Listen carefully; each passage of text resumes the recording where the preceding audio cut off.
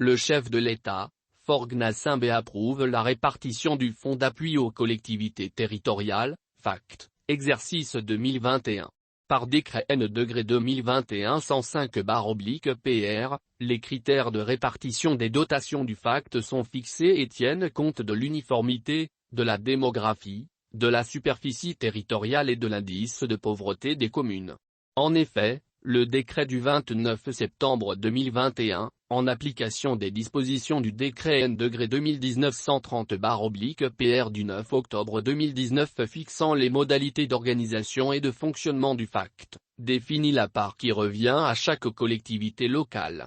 Ainsi, le FACT est réparti en deux, la dotation globale fixée à 80% et la dotation du fonctionnement à 20%.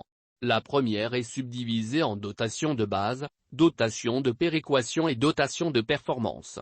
En effet, 20% du montant de la dotation globale est consenti sous forme de dotation de base et est réparti équitablement entre les collectivités territoriales. Pour la dotation de péréquation, 10% de la dotation globale est répartie entre les collectivités territoriales en fonction de leur population respective et 10% de la dotation d'investissement est répartie en fonction de la superficie des collectivités. Par rapport à la pauvreté, 60% de la dotation globale d'investissement sera répartie en fonction de l'indice de la pauvreté des collectivités. Les critères visés précédemment ont pour objectif de réduire le déséquilibre territorial en termes de développement. En tenant compte des indicateurs régulièrement calculés par l'INSEAD, a précisé le décret.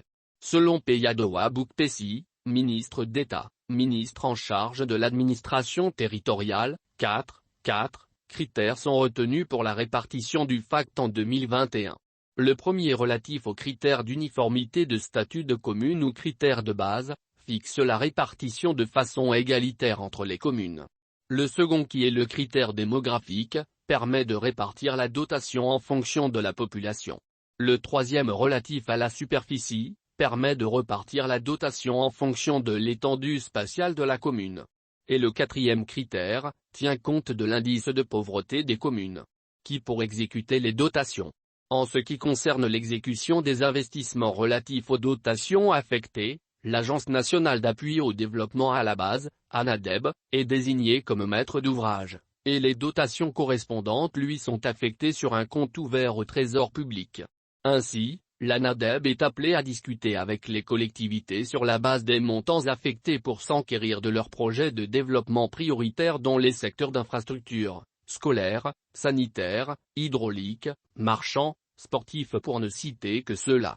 Et pour raison de transparence, l'ANADEB devra présenter à la commission de gestion du FACT un rapport semestriel d'exécution des travaux. Elle devra aussi soumettre pour accord à la commission, les coûts de sa mission de maîtrise d'ouvrage déléguée. Cependant, les travaux exécutés par l'ANADEB seront inspectés par les communes concernées et par le secrétariat technique de la commission de gestion du FACT. En attendant l'opérationnalisation des régions, seules les communes bénéficient des dotations du Fonds d'appui aux collectivités territoriales, a indiqué le décret.